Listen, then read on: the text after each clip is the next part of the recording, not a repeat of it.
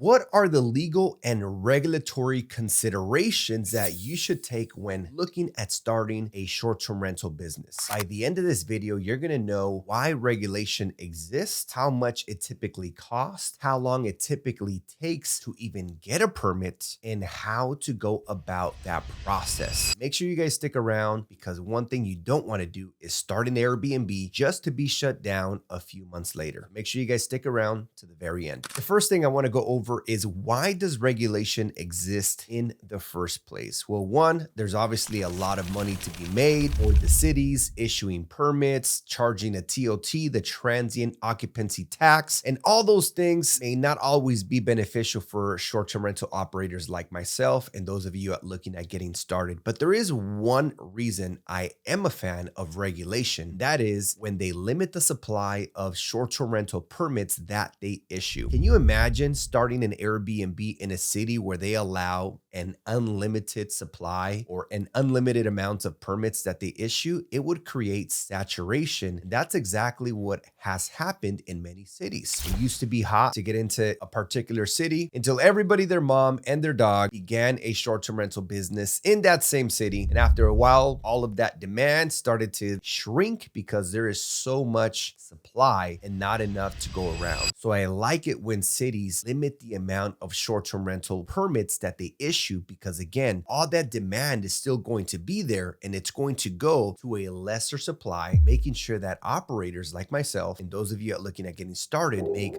more revenue and ultimately a higher cash flow. One of the most common questions that I get on Instagram or even here on my YouTube channel is, Jorge, how is regulation even determined? Is it determined by the city? How about by the state? Or some people believe that short-term rental regulations are implemented by a county. So for example, right, in Los Angeles County, we have a lot of cities, and some people believe that LA County sets the regulation and then it impacts all the cities. But that's not true. Regulation is not by the county, it's not by the state, it is by the city. Each and every city creates and sets their own regulation. So that is very important for you to know, and it makes it easier because all you need to do is get in contact with the building department in your city to figure out what the regulation is, and I will explain that step by step in just a bit. Another common question I get is, Jorge, are all the regulations the same? If I want to start an Airbnb in Miami versus Austin, Texas versus San Diego, California, is the regulation the same? So whatever process I go through, say in San Diego, am I going to follow that exact process in Miami and in Austin? Is it going to take just as long and cost the same amount? No. Every city has, first of all, a very different regulation. It'll take a different amount of time. Each city will have its own cost. They will have their unique process, and the regulations are typically different in each and every city. I'll give you an example. In Los Angeles City, you are only allowed to have one short-term rental permit per person. The owner has to live on site. They first issue you a permit for 120 days. As that permit is going to expire, you have to apply for an extension, and only then will they grant for the remainder of the year. Whereas other cities like Long Beach, California, when they issue you a permit, you get a permit for all 12 months. You can have as many short-term rental permits as you like. You want to have 4 Airbnbs? Go for it. So again, every city is going to be different in regards to what the regulation is. That's why it's important for you to just learn how to get in contact with the building department in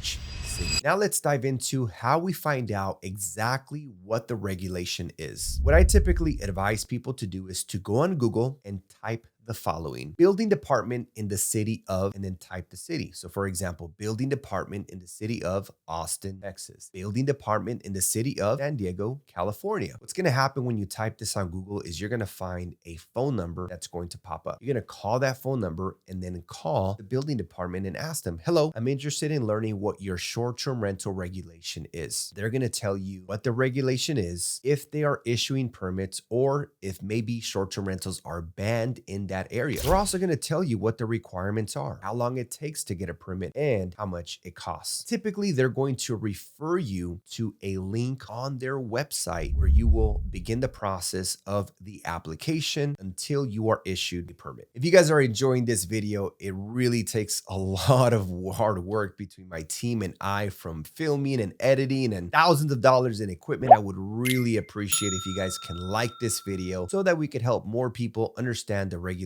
getting into this business. One of the common questions I also get is, Jorge, how much does a permit cost? In my experience, I've operated short-term rentals in about 8 cities, and I've always paid anywhere from between $150 to $1,000. Now, it's only been in the city of LA where it was $1,000, but in all other cities, it's always been in the few hundred range. And as long as you're getting a great return on your investment and it makes sense, I think even paying $1,000 totally makes sense. Another common question I get on Instagram all the time is, Jorge, if a city is not issuing permits, but technically it's not banned, I call that a gray area, should I start an Airbnb there? Now, here's my experience. One of the challenges of going into a city where there is no regulation is, what if they implement a regulation 3, 6, 9, 12 months after you start leasing that property or after you purchased a property to do short-term rentals? You never know what that regulation is going to be, and the changes, or better yet, the implementations can be drastic. If there is no regulation and then they implement a regulation, what if that regulation only allows you to operate for 90 days out of the whole year? Again, this is not common, but a small percentage of cities all over the US only allow you to operate for 90 days out of the year. And for me, that's not going to make sense, because yes, I could operate it as a midterm rental, but I know that I can make way more money as a short-term rental. I want to make sure that I can operate all 365 days out of the year in order to maximize my return on investment. So my recommendation is only launch in cities where they already have a regulation and they are issuing permits. The great thing about going into these types of cities is that if they make any modifications to the existing regulation, the modifications are typically minor. Again, it is only when there is no regulation and they implement the regulation where things can be drastic as far as the changes, and it may or may not benefit you. So again, stick to cities where you can get a permit from the get-go. I hope you guys enjoyed this video. Make sure you guys subscribe, turn on the notification bell, and check out other videos that I have here on my channel. Again, you guys can always comment below with any questions you might have. And finally, make sure you guys follow me on Instagram, where I post content